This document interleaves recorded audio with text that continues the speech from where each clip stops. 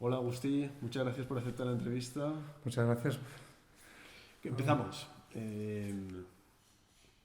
¿Qué experiencia de relación pedagógica o de enseñanza tienes con la improvisación? Formando, dando clase, por ejemplo, en las MOOC, a diferentes músicos o ensembles. ¿Qué experiencia? ¿Qué quieres decir? Sí, en tu Bueno, carrera, ¿qué entiendes por la improvisación? Si se puede enseñar o no, cómo utilizas manuales, ¿no? Y tú en tu larga trayectoria como profesor y además como músico, sobre todo. yo he enseñado improvisación durante 20 años en las MOOC y he dado seminarios por toda Europa y formo parte de un programa de improvisación europeo que se llama Metric, que incorpora la improvisación en todos los conservatorios europeos. Mi experiencia, mi aportación a este programa y a las MOOC y cada vez que hago un seminario está basada siempre en mi experiencia personal. Yo no, también evidentemente leo libros, escucho muchos discos, pero todos los que explico, lo que intento transmitir, son experiencias que yo he vivido con otros músicos en otras situaciones en muchos países muy diferentes. Entonces no soy en este sentido un ilustrado, aunque he leído todos los libros, conozco a los que han escrito los libros incluso, y a todos los músicos con quien he tocado, sino que intento transmitir mi experiencia como músico y no como señor experto en la improvisación, sino que cómo puedo ayudar desde mi punto de vista a un músico que empieza o un músico que ha empezado a la improvisación a desarrollar su talento y sus habilidades en este campo. Esta es mi experiencia. Muchas gracias. Continuamos. ¿Cuál es tu papel como productor musical y editor? Puesto que eres el director del sello discográfico Sirulita, y ¿por qué piensas que es importante que los músicos como tú se dediquen a este campo? Bueno, Sirulita nació simplemente para editar los discos que los sellos discográficos no estaban interesados en editar o que me dan plazos muy largos de edición. Dicen, sí, esto nos interesa, pero dentro de un par de años. Y yo quería sacarlo ya.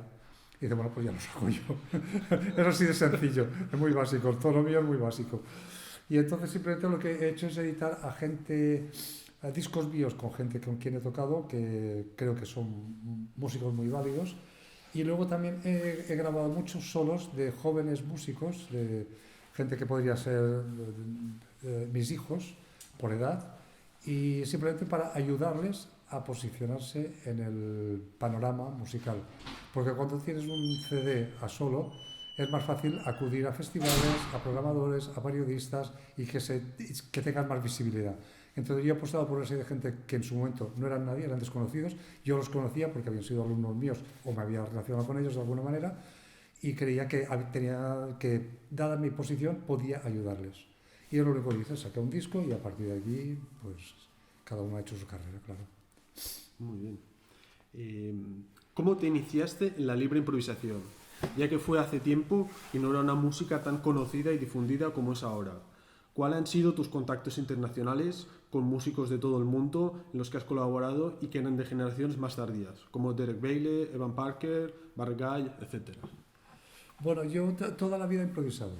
Tengo que empezar por ahí. Recuerdo cuando era adolescente y tocaba en grupos de rock, que la parte que más me interesaba de las canciones de rock era la parte de la improvisación. Lo demás eran cuatro acordes y una letra melancólica que me ha dejado la chica, no sé qué, y todo esto me aburría mucho, pero cuando venía el momento, ahora el solo del guitarrista o del pianista o quien fuera, era cuando me lo pasaba bien. Entonces, quiero decir con ello que siempre la improvisación me ha interesado. Lo que pasa es que poco a poco pues, me fue interesando más y me fue interesando menos las cosas ya tradicionales de formas tradicionales, de estructuras, de maneras de tocar bueno, que ya lo había hecho, me había adaptado muy bien, lo hice un momento, pero mi vida siempre ha sido un camino hacia adelante y el momento que encontré la improvisación, yo empecé a improvisar sin saber que yo estaba improvisando, simplemente tocaba más de lo que tenía escrito bocetos, pero el boceto, que igual era una página, me había podido durar 20 minutos y yo no sabía que estaba improvisando. Hasta que fui a la Bienal de Tesalónica, donde me dieron el primer premio en el año 80 y pocos, y sé que alguien ahí en la tele que me entrevistó dice, es que te pareces mucho a Keith Jarrett. Y yo dije, ¿quién es Keith Jarrett? O sea, yo no tenía ni idea qué estaba haciendo lo que estaba haciendo Keith Jarrett. Y digo, sí, sí, aquel disco del Colonia Concert que improvisa todo el rato, y pues hace lo mismo que tú. O sea, que en este sentido quiere decir que toda la vida he improvisado, era un completo ignorante, y luego pues me fui dando cuenta de que no era el único que hacía esto, que había gente que lo hacía desde mucho antes que yo y que lo hacía mejor, como los nombres que tú has mencionado, Terry Bailey, Evan Parker, Barry Guy, a Peter Kogal, que luego fueron mis amigos, toqué con ellos he hecho discos, y fueron los que me incorporaron a la corriente principal de la improvisación. Muchas gracias. ¿Crees que la libre improvisación se ha extendido mucho en los últimos años? ¿Crees que todavía se necesita difundir más? ¿Conoces a una generación joven que esté haciendo un buen trabajo y practicando esta música y haciéndola evolucionar? Muchas preguntas a la vez. A ver, la última. Yo creo que hay cada vez más gente joven que se dedica a la improvisación. Y evidentemente cada uno aporta su conocimiento, su experiencia y su visión de lo que tiene que ser la improvisación. Y esto es básicamente lo que tiene que ser la música. No ir por patrones cerrados y estereotipados, sino que cada uno que descubra lo que más le gusta. Y en el mundo de la improvisación lo mismo. Pues a uno le gusta más de esta manera o de la otra, o más inglesa, más americana, pues sobre el gusto no hay nada escrito. Y yo creo que sí, que así como cuando yo empecé, la música improvisada no existía, básicamente, aquí en España, y luego ya a partir de los 2000, finales de los 90, 2000, empezó a tener una difusión en Barcelona, que no conozco, y en Madrid también. Poco a poco, a partir de estos núcleos ha ido saliendo más gente y se ha ido normalizando una cierta situación de que hay un sector que son músicos improvisados, así como un sector que se dedica a la música clásica contemporánea, hay un sector que se dedica a, no sé, a la salsa puertorriqueña, pues es uno de los sectores musicales y hoy en día ya está normalizado. ¿Qué pasa? Que este sector es muy precario, hay muy pocos sitios donde se practique, la gente no puede vivir de ello, y entonces todo el mundo se tiene que buscar la vida de otra manera. Que de hecho es más o menos lo que hemos hecho todos. O te dedicas a dar clases, o te dedicas a tocar en orquestas clásicas, o en grupos de folk, o lo que sea, para ganarte la vida y de paso haces improvisación. Y esto siempre ha sido así. Ahora tampoco es ninguna novedad. Lo que pasa es que ahora, como hay más improvisadores, pues la cosa es más difícil en este sentido de ganarse la vida, pero sí que es verdad que al ser más gente hay más conexión, pasan más cosas, hay más influencias unos entre otros y se toca más y la gente ya lo ve como una cosa normal. Dentro de tu discografía, con muchísimos CDs, hay una multitud de estilos y tipos de músicas que van de la libre improvisación como eje principal, pero también podemos encontrar el jazz, el flamenco o la recreación o arreglo de música popular folclórica, como en el disco llamado El laberinto de la memoria. ¿Nos podrías explicar cómo compaginas esta variedad de músicas? ¿Encuentras diferencias entre ellas? ¿Para ti todos son similares? Etcétera. A ver, yo creo que todas estas cosas que has dicho tú son enfoques diferentes de la música, pero al final todo es la música que yo quiero hacer. Y yo soy una persona muy abierta, que me interesan muchas cosas, y entonces no me importa hacer un disco de un estilo o con una formación u otro con otro. Siempre, si la música es buena y los músicos con quien voy a tocar son buenos, pues yo me apunto, no tengo ningún problema. Cuando era joven tuve que hacer varios trabajos con músicos de pop, digamos, de la época de los años 70, 80, para ganarme la vida. Pero yo no reino de aquella época, estaba muy bien, eran gente muy buena, que me enseñaron un tipo de música que yo no conocía y un tipo de circuito al cual yo estaba ajeno. Hoy en día me dedico el 80-90% a la libre improvisación, pero también es verdad que soy el pianista de la London Jazz Composers Orchestra desde hace 10 años. Yo no lo he elegido, sino que el director, Barry Guy, me dijo, oye, que se me jubila el pianista, ¿quieres ser tú el próximo? Y yo dije, Barry, no soy ni de Londres, ni jazzista, ni compositor. Sí, pero es el pianista ideal. Bueno, pues vale. Y llevo 10 años. ¿Por qué? Porque la música es fantástica y estoy rodeado de unos compañeros que son muy buenos y de los cuales me lo paso muy bien en cada concierto que hacemos. Y hemos tocado por toda Europa. Ahora se han celebrado hace un par de años el 50 aniversario de la London Jazz Composers Orchestra y hemos estado por toda Europa y la verdad que me lo paso muy bien. Que es música más jazzística, escrita para tipo Big Bang, claro, evidentemente. Bueno, ¿y qué? También hay música de esta que es muy buena. Y entonces yo no reniego. Si la cosa a mí me atrae, me gusta y veo que yo puedo hacer algo relevante en ello, pues para mí no hay ningún problema. Y con los demás estilos que has dicho me pasa lo mismo. Yo puedo acompañar a un cantante o puedo hacer una cosa más tradicional, digamos, si la persona está, el cantante o la persona que toca un instrumento tradicional, me interesa. Y puede interesarme cualquier gente. Mientras toquen bien y sean 100% seguros y presentes en lo que hacen, yo ahí estoy, no hay problema. Soy músico profesional en este sentido. Perfecto, sí, sí, muy bien. Y estamos terminando ya. Como músico completo que eres, la improvisación no es solo el único interés tuyo, sino también estudiaste composición y has colaborado estrechamente con algunos compositores como Héctor Parra en los diversos proyectos llamados FREC. ¿Nos podrías hablar de estas experiencias tuyas o cuáles son tus intereses más allá de la improvisación estricta? Bueno, esto viene de muy atrás también. Yo cuando estudié la carrera de piano, al acabar la carrera de piano, yo lo que quería hacer era música contemporánea. Y recuerdo que mi profesor de piano me dijo, sí, vamos a empezar con Ravel. Y yo dije, no, música contemporánea. Digo, sí, Ravel es contemporáneo. Digo, bueno, será tuyo porque... ¿Sabes? Entonces me quedó esta espinita de que yo quiero tocar música, quiero tocar la música de hoy en día. Esto es lo que le dije al profesor.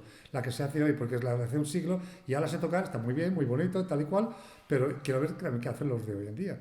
Y entonces, pues, a través del compositor Joan Quinjoan, él me dijo, bueno, si te interesa dentro de la música contemporánea, vete a Darmstadt, que es el centro de uno de los centros de difusión y de escuela de verano. Y entonces fui allá y, claro, descubrí a Fernrichau, descubrí a Steve Reich, descubrí a mucha gente que yo no conocía bueno, y toqué. Y antes había ido, un par de antes, o creo que fue, a un seminario con Yanis Xenakis en Aix-en-Provence, en Francia, y desde entonces me hice alumno de Yanis Xenakis.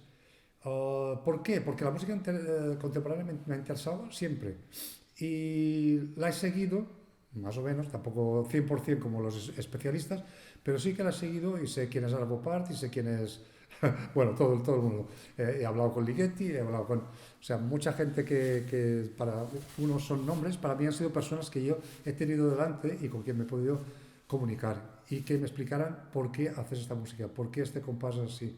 Entonces yo recuerdo Xenakis diciéndome, este compás es así, así, ¿por qué esto? Y yo dije, ¿no crees que sería mejor si lo tocara así? No, porque así entonces ya se rompe la regla matemática que él tiene en la cabeza. Y dije, vale.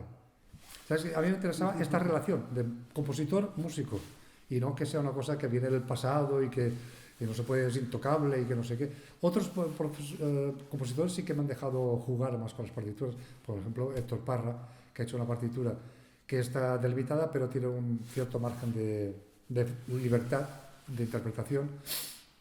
Entonces, todo depende. Toqué Stockhausen, el Klavierstücke de Stockhausen, y aquello es aquello. Y o tocas aquello o no lo tocas. Y en cambio hay otras piezas que son más libres y que te dejan más...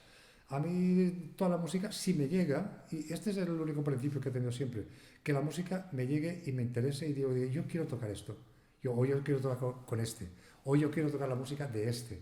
¿Por qué? Porque un día lo escuché y me atrapa y ya está. Este es así de sencillo.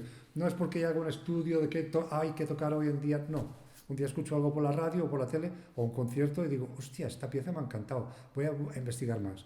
Y así, soy muy en este sentido muy autodidacta. Genial. Y tenemos ya la última pregunta. ¿Crees que hay diferentes corrientes o estéticas en la improvisación libre? Y en caso afirmativo, ¿te gustan más algunas que otras? Sí, hay muchas corrientes en el... Claro, piensa que desde que empezó la improvisación libre, pues llevaremos ya 55 años o así. De la improvisación libre que empezó en Inglaterra, Alemania, en aquella época, con Derek Bailey, con Koval, con Schlippenbach, con toda esta generación, que es que ahora tendrían 80, 90 años. Claro, han pasado muchas cosas y sobre todo que este tipo de música se ha difundido por todo el mundo. Y en cada país se ha adaptado a la idiosincrasia y a la manera de entender la música que tienen ahí. Entonces sí que hay corrientes, los ingleses tocando de una manera. ¿Por qué? Porque llevan 50 años haciendo esto y hay ya varias generaciones, como 4 generaciones diferentes que están en esta música. Y en Alemania tocan diferente y los americanos que están muy influidos por todo el movimiento del free jazz, evidentemente tienen otro lenguaje, improvisan pero de otra manera. Y los japoneses improvisan de otra manera. Y los nórdicos improvisan de otra manera, cada uno lo hace a su manera. Y yo creo que en España hoy en día también improvisamos de otra manera y en Europa se están empezando a dar cuenta. Por esto hay sellos discográficos, por ejemplo en Polonia o en Alemania, que editan muchos discos de músicos españoles porque ven una diferencia, una característica especial hispánica. Y dicen, no, es que es diferente de lo que hacen los polacos, de lo que hacen los franceses, es lo que hacen los españoles. Que a nosotros nos cuesta más, porque como estamos metidos en el ajo, pues vas haciendo, ¿no? Vas tirando. Pero desde fuera, el que tiene una visión más, lo ve como exótico. Y dices, mira, la improvisación española, sí, que son tal y tal y tal. Son muy apasionados, son muy no sé qué. Claro, nos ven diferentes evidentemente a los nórdicos. Normal, y esto se refleja, claro, en la música. Y entonces sí, hay generaciones diferentes, hay países diferentes, hay maneras diferentes de hacerlo, pero la base siempre es la misma. Empezar a tocar improvisando significa que no tienes un guión previo, que no tienes nadie que te dirige, nadie que te dice lo que tienes que hacer, sino que tú subes al escenario y eliges lo que quieres hacer en aquel momento. Pues moltíssimes gràcies, Agustí, por aceptar la entrevista aquí en Castellón, por la invitación al colectivo y todo un placer. Muchas gracias, ha sido un placer.